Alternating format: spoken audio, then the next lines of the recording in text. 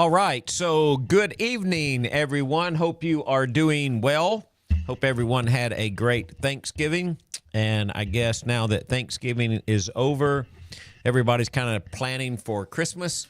And that's why I put the Christmas countdown on there. I thought, well, it's December. We can put Christmas countdowns on from now until the end of the year. So we'll be live streaming tonight, the 10th and the 17th. And I will not be live streaming on Christmas Eve or New Year's Eve. So 3 more live streams close out this year. Hopefully, we'll learn some good things. We're going to finish this study about what is God-like. And we, when we get into that, it's really based off of this verse in Exodus chapter 3, verse 14. Kind of got my microphone there in the way, but just when Moses asked who he should tell them is sending him, and God said, I am who I am, is the way we normally translate it. It's good translation too, by the way. So we were just kind of looking at that, and what I wanted to do over the next 3 weeks, and we did this a little bit a couple of weeks ago, is just take some time and looking at the attributes of God, just really kind of center in on how those are fulfilled or how they're really brought to light in Jesus. So tonight we want to talk about 2 terms. We want to talk about the sovereignty of God and the providence of God. Now, before I jump into sovereignty and providence, I'll be honest with you about a couple of things. I definitely believe in the sovereignty of God. I can't always answer every question about why God chooses to allow the things that he chooses to allow, or why God allows the world to operate in the way that it does. There are questions when God chooses to intervene, when God chooses not to intervene. Is he always intervening? Those are just some questions about the sovereignty of God that very honestly, I've probably contemplated those my entire life, that I've been a believer in God and believer in Jesus, and probably until the day that I leave this earth and I go to the presence of God, I will always contemplate those questions. I just think they're probably just very far beyond my ability to understand. I think the same thing is true in a lot of ways with providence. When God chooses to open doors, close doors, how he chooses to do that. And we'll talk about some of that as we go through tonight. I don't always understand it. I don't know that I even always notice it. I think I am much better about understanding the providence of God in hindsight rather than being directly in the moment. Now, I don't know if that's true for everyone. I just know that that's probably true for me. I can look back in my life and see times where the providence of God was definitely working. I don't know that I recognized it was working and the providence of God was operating in the moment. So I want you to say that to let you know that when I dive into these 2 subjects, there are still a lot of things about them that I just don't understand. I don't really know exactly how they always work. And I think we can just be honest with ourselves with that, because I think it's true. But I want to cover just maybe these 4 points are the things that I have on my mind tonight. God's sovereignty gives believers confidence in a world filled with uncertainty. We'll talk about that. God's providence gives peace when his purposes remain hidden. We'll talk a little bit about that. Jesus reveals both with clarity that fills the heart with trust rather than fear. To follow him is to rest in the God who rules the universe and guides every step of our days. And we'll talk in detail about each one of those. But let's just kind of start with the first one and work out. God's sovereignty gives believers confidence in a world filled with uncertainty. And I think probably the older I get, the more I realize how uncertain the world really is. I don't know if I'm more aware of it. I don't know if because of age I'm becoming wiser, that I'm recognizing things a little bit different. I don't know the answer to that. Maybe it's age and experience. Maybe it is just more awareness of the world that's around me. Maybe it's more awareness of the people who surround me. Maybe as I've gotten older, I've just gotten better at recognizing that. But I've got this image for you, and I don't know if you can see this. This is a video. Hopefully you can see this sand blowing on the beach. Now, I didn't take this video, but there was a time that I took one that was very much like it, and I couldn't really get mine to play on here right, so I pulled this one off the internet, all right? But I was with Houston at Gulf Shores. I don't remember the year. I know that Houston was still living in Missouri at the time. Tim and Marla Logan graciously asked if I would like to go down and use their beach house for a week. And Diane had a project going out, and she wasn't able to go with me. Rye, I remember he was at Tech. He was still in Tennessee Tech. He was still in college. I called Rye. Rye said he couldn't go with me. I talked to Houston, and Houston decided he could go. So Houston and I went down to Gulf Shores for the week, and we walked down on the beach, and it was a day that was really windy. And I'm sure I've seen this before, but it's never really occurred to me before. I don't, maybe I just didn't notice it. I wasn't aware enough of it. But the wind was blowing so hard that you could see the wind blowing the sand across the beach. And I just thought that was just the coolest thing. I didn't watch it very long because I remember I had on a pair of shorts, and I remember that the wind was blowing so hard and the sand was blowing in the wind that it was actually stinging when it would hit my leg. So I wasn't going to stay out there very, very long for that. But I just remember that scene. I remember watching that. And I put that up there because I think sometimes that's how my life feels, and probably yours feels the same way. It seems sometimes like everything that we're experiencing is shifting. I mean, things are they're changing, and sometimes they're changing so fast or so rapidly, or so greatly. That's probably not the best word to use, only one I could come up with. It feels sort of out of control. And God's sovereignty, it's not a theory that you take a theory and you sit it on the shelf and you just look at it. It's God's sovereignty is the strength of our heart when it trembles. When Scripture says that God reigns, and it's REIGNS, right? When God reigns, He's not giving us. It's not like a title that we're supposed to admire. He is giving us a truth to stand on when the ground feels like it's moving, or when the world around us is shifting so rapidly, kind of like the sand in that video. But I mean, honestly, sometimes we have plans that we're going to do a particular thing at a particular time and in a particular way, and for some reason those and sometimes that are just totally outside of our control, those plans collapse.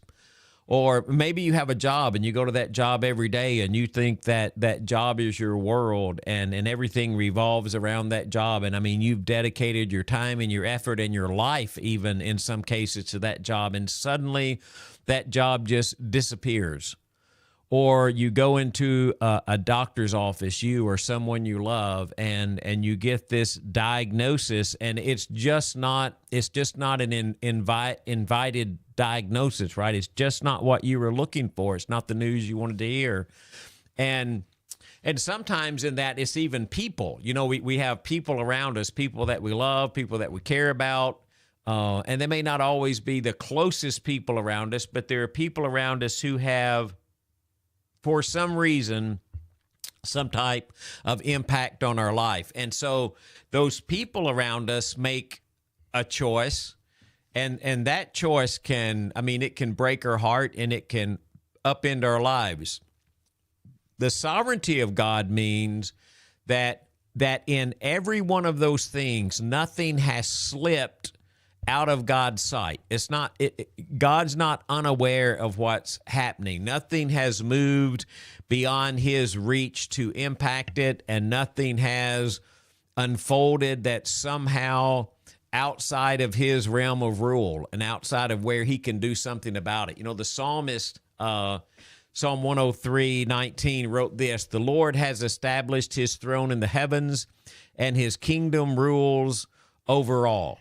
And so that throne, when your life shakes or when even a nation shakes, God's throne doesn't shake. It's always secure. A kingdom that it doesn't, his kingdom doesn't break when circumstances change. Something doesn't happen and God says all of a sudden, oh, I didn't see that coming. I mean, God understands everything about the creation that he made. So for us as a believer, that should give us this deep source of this quiet confidence. Not that we can explain everything or that we understand everything, because we can't. We can't explain or understand everything. It doesn't mean that sometimes we might not even feel fear.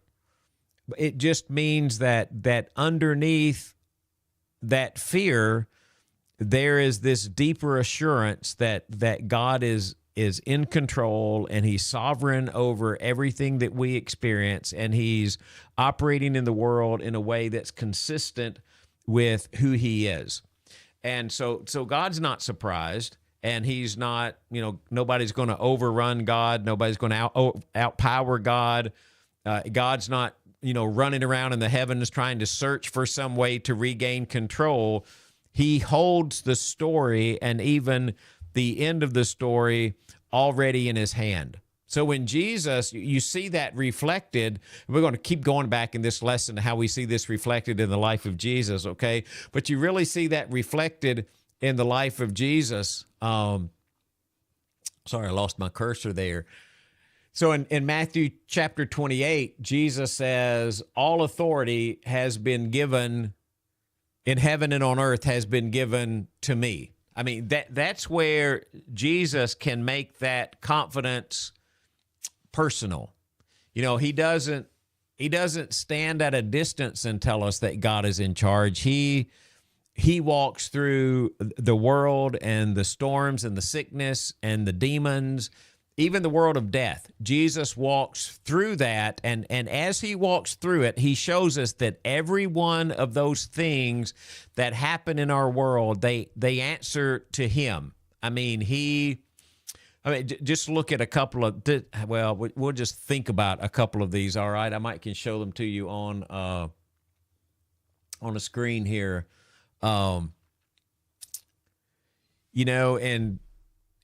In Mark chapter 4, and get you over to the Bible verse if you want to see this for a second.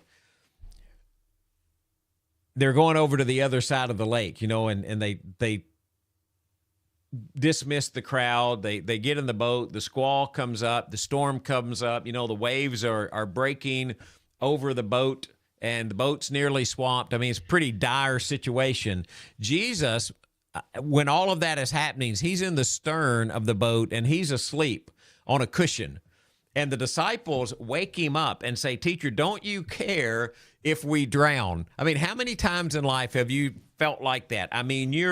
You're in a situation in life, and it feels like you're just in a boat that is about to capsize. You don't see any way in the world that you're going to escape this or get past that. Probably not something of your own doing, like a storm. Just a storm of life blows up, and the boat that you're in is rocking and shaking, and waves are crashing over it, and it's filling up with water, and you think you're going to sink, and you're crying out to God, thinking, don't you even care that my life is coming totally unraveled? It's what I see when I see them in the boat. And Jesus gets up, rebukes the wind, and just says, "Quiet, be still." The wind lies down, and it's completely calm. When you look into our world, maybe you look at natural disasters, maybe you look at things that happen like the storm, and maybe it's not in your mind, maybe it's not natural disasters anymore. Maybe it's the storm of life, something that's kind of rolled into your life, a storm that's come up on the horizon, and you don't know how to handle it, and you're kind of wondering if God really cares about it. The same Jesus that said, "Quiet, be still," he's the same, and it's the same God that can calm the wind or the storm, whether it's natural or whether it's part of your life. But creation responds to his voice. That is Jesus saying this statement that all authority, sorry about that, all authority on heaven and earth has been given to me. Or you think of even other instances in the life of Jesus, and you think about the evil that's in the world, or whether you're thinking about, in spiritual warfare and demons, or you think of Satan even. And, when Jesus goes in the tombs in Mark, in Mark chapter 1, it's not when Jesus goes into the tomb, but he goes into Capernaum, and the Sabbath came, and Jesus goes into the synagogue, and people are amazed at that. And there is a man in the synagogue who was possessed by an evil spirit. I mean, it's a really odd place for a man with an evil spirit to be, in the synagogue, but that's where he is. And he cries out, "What do you want with us, Jesus of Nazareth? Have you come to destroy us? I know who you are. You are the Holy One of God." And Jesus says, "Be quiet," and come out of him. And the evil spirit, he shakes the man violently, and he comes out with a shriek. Whatever is going on in even spiritual warfare, if you're thinking in dark areas like demons or even Satan himself, when Jesus rebukes the unseen spiritual world, he has control over the unseen spiritual world. I mean, the crowds are marveling. I mean, they're just amazed that even spirits will submit to him. The demon that was in on the other side of the Jordan that he cast out, where there was this legion of demons that just begged for permission before leaving the man, but they could only go where Jesus said that they could go. So whether you're looking at the physical world, Jesus has control. If you look in the spiritual world, Jesus has control. And then you look at something like the death of Lazarus, and Jesus goes to Lazarus' tomb, and he just cries out, "Lazarus, come out." So they're a man who had been dead for 4 days. He's wrapped in grave clothes. Even death answers to the authority of Christ. So as human beings, the very thing that we probably fear the most, death and what happens at that, all of that is under Jesus' control. When he says, "All authority in heaven and on earth has been given to me," that's everything, every authority has been given to him. Whether it's Lazarus coming out of the tomb, I think of the widow's son at Nain. She's, walking through the city to bury her only son, and Jesus arrives on the scene and raises him from the dead, or Jairus' daughter. So when he says all authority in heaven and on earth has been given to me, that there should be confidence for us when life becomes most uncertain, and maybe I put this image of looking out of the tomb on here for a reason. At the cross, it looked like darkness had won. I mean, the authorities had abused their power, but they had been successful in putting Jesus to death. The friends that he had, his disciples, they have failed him. They have denied him. They have run off. You've got death on a cross. It looks like violence is the way to solve the problem. But even in that moment, Jesus said that he was laying down his life by his own choice. So even in that moment that looked so dark, God's plan wasn't unraveling. God's plan was just unfolding. So whatever amount of human evil is in the world, it cannot overturn the wisdom and the power of God. What looked like the worst defeat became the greatest victory. So the same God who who ordered those events, who planned those events, he's the same God who holds all the pieces of our stories as well. So to say God is sovereign and that he has all authority, he sees your tears. Tears are not unseen, and no prayer is wasted. A trial is not random.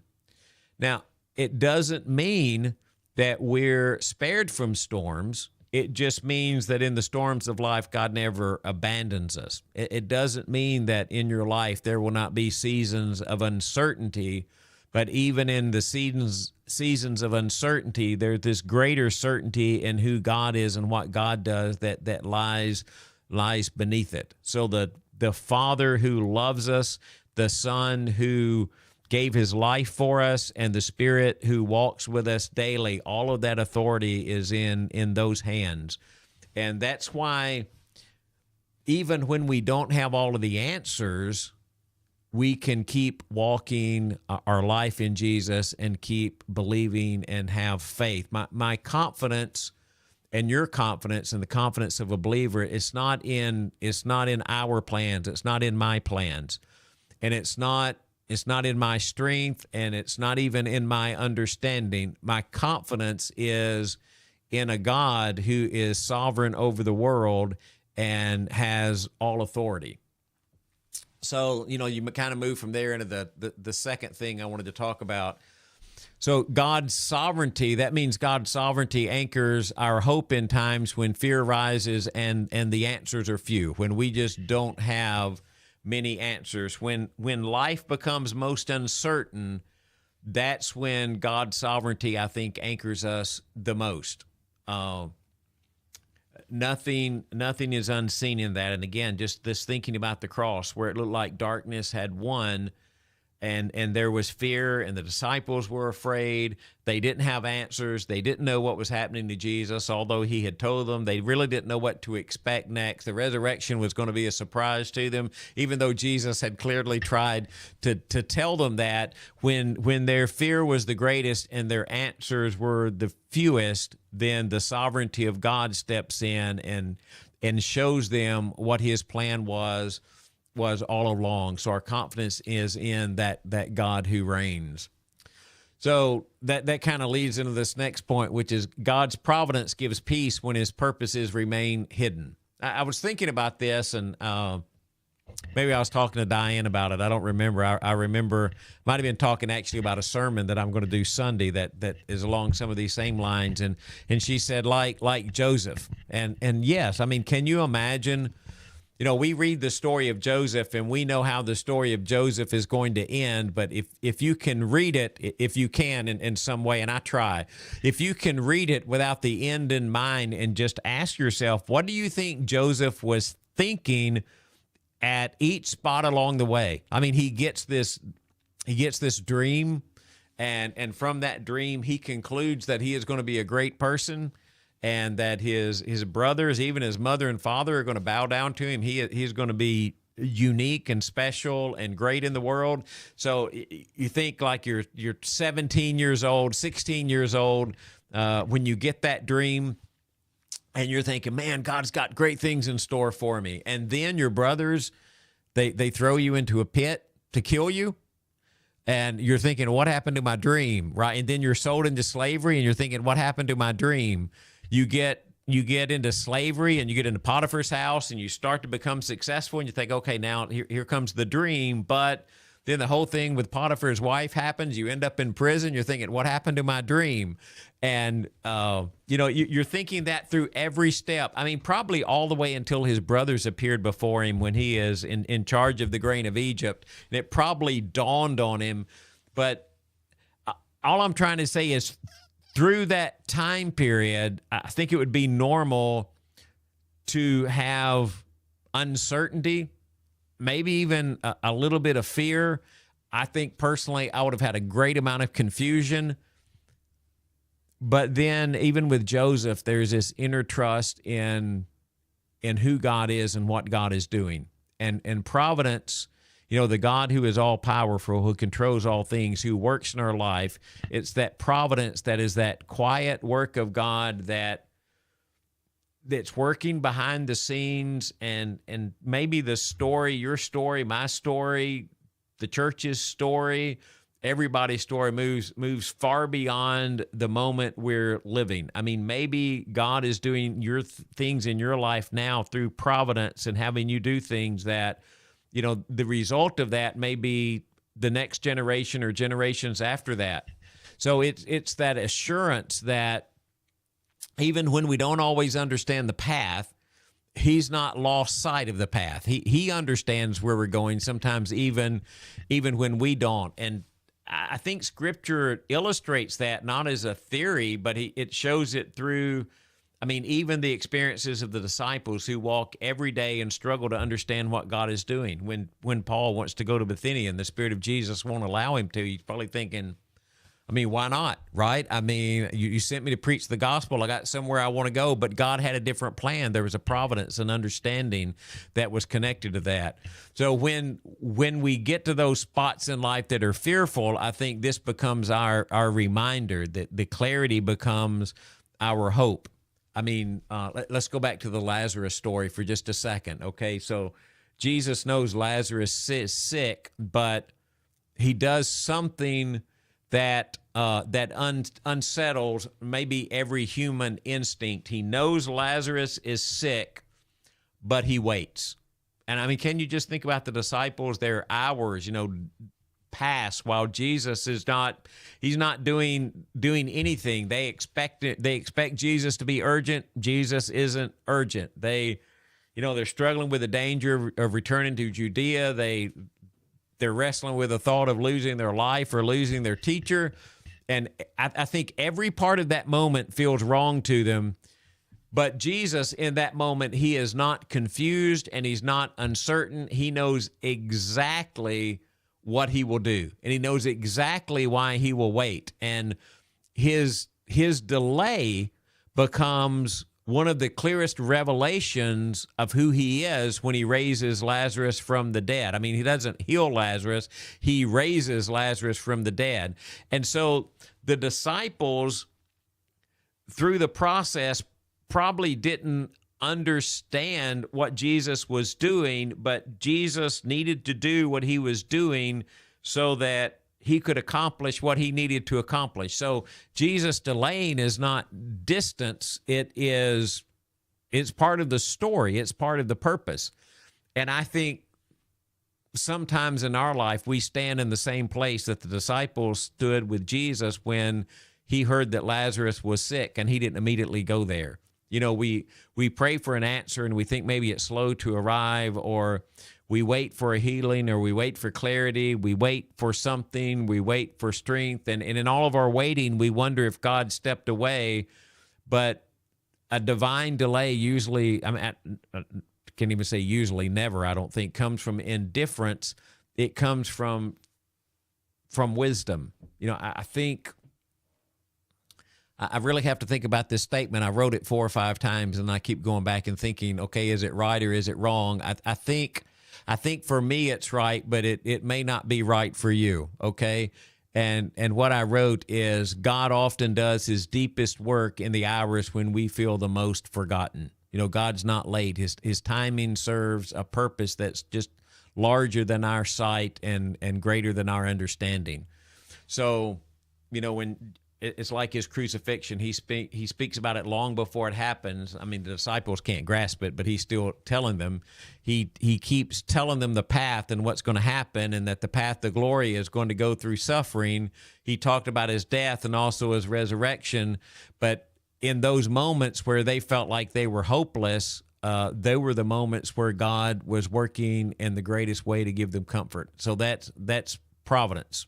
It's when we face days and it seems like we're on our own, but we're not, or days when our prayers seem unanswered, or when our grief doesn't lighten. It's days when the future feels unclear. There is a peace in that, knowing that the providence of God is always at work. That doesn't mean the providence of God always gives us the answer that we want to have, but the providence of God is always at work. And so even sometimes that wisdom is at work when when his will is hidden. And by that, I mean, most of the time when we're reading scripture like that, for example, with the apostles, and they get to the crucifixion of Jesus and the uncertainty they have, and not, and one from not understanding Jesus' teaching. But at that moment in their minds, what God was doing was somewhat hidden.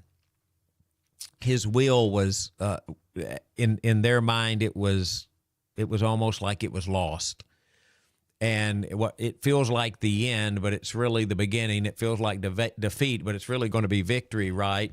And now we know the end of the story, so sometimes when we read that, we can't understand what they were feeling. Sometimes, if we don't put ourselves in their shoes. But how many times in life have we been right there? We know God's at work, but there's a question that can't be answered, or a relationship that's messed up. There's a fear that comes and we don't know why we're afraid. Maybe it's a layoff or a diagnosis, or maybe something with one of our children, maybe something with their spouse. It's just a season of life where in the moment we can't see all of the purposes of God behind maybe some of the pain that we're experiencing.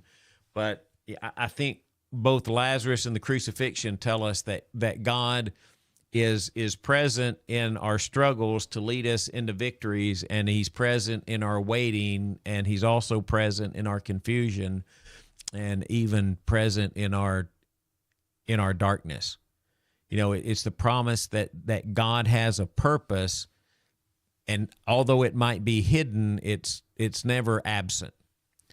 So Jesus comes along, and we see both of those in the life of Jesus with absolute clarity. Right? I mean, when situations grow dark, even in his own life, Jesus speaks with this calm that's really not shaken by chaos. He works through a peace that it looks like the world is unfolding, but Jesus still has peace. He's steady, and he becomes the anchor of the disciples' faith, and they begin to understand that it's not about their ability to manage life. It's about the truth of who Jesus is, the truth that Jesus has more authority than life. And the way that he did that was this quiet surrender to live in the Father's will.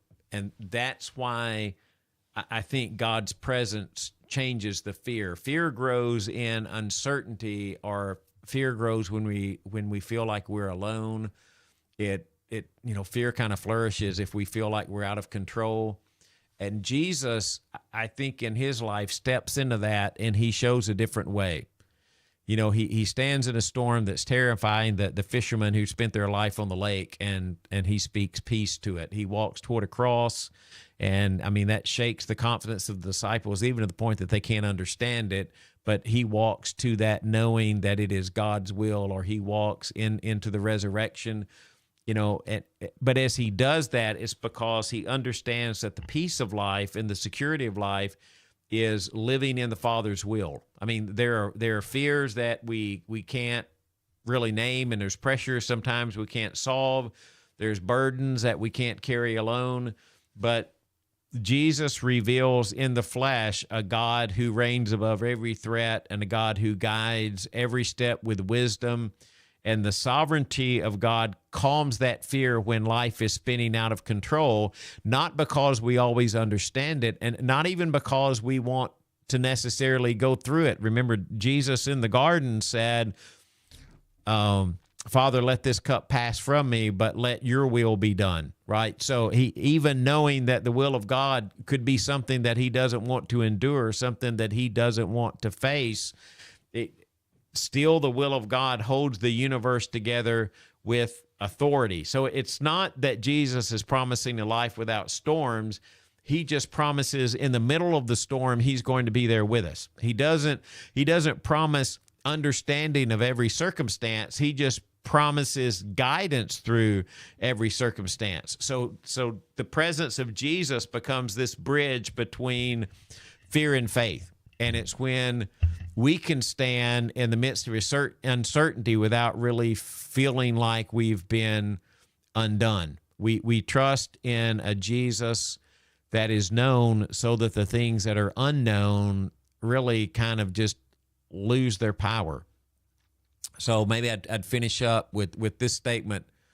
To follow him is to rest in the God who rules the universe and guides every step of the day. You know, we live in that truth with confidence. I mean, Jesus doesn't really teach us to ignore fears. He teaches us to bring those fears into the presence of the Father.